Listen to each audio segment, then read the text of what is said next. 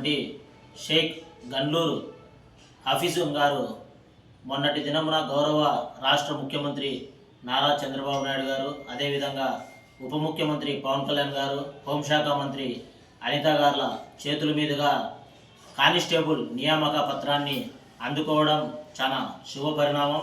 ఎందుకంటే గత కొన్ని సంవత్సరముల పాటు హఫీజున్ గారు కడపలో అనేకమైనటువంటి విద్యార్థి యువజన సమస్యలపైన పోరాటమే కాకుండా సమాజం పట్ల, సమాజంలో సేవా దృక్పథంగా చేసేటువంటి కార్యక్రమాల్లో ముందుండి పాల్గొనేటువంటి ఒక మహిళ ఎంతో కసితో పట్టుదలతో ఈ యొక్క కానిస్టేబుల్ ఉద్యోగం సాధించడం అనేది గర్వకారణం.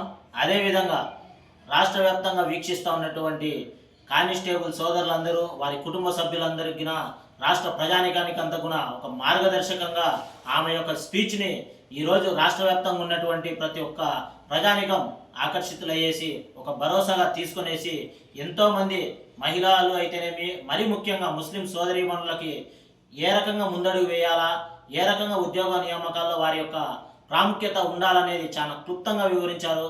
ఖచ్చితంగా ఆమె యొక్క ఇన్స్పిరేషన్ స్పీచ్ని ప్రతి ఒక్కరూ ఆదర్శంగా తీసుకోవాలని చెప్పేసి కోరుతా ఉన్నాను. ఎందుకంటే ఇటువంటి మహిళా మనులు ఉద్యోగాలు సాధించడంతో పాటు ఇంకా వేల మంది ఉద్యోగాలు నియామకాలు రావడానికి ఆ యొక్క ఇన్స్పిరేషన్ స్పీచ్ని ఖచ్చితంగా మా కడప జిల్లా టీఎన్ఎస్ఎఫ్గా మేము స్వాగతిస్తూ ఉన్నాం, హర్షిస్తూ ఉన్నాం.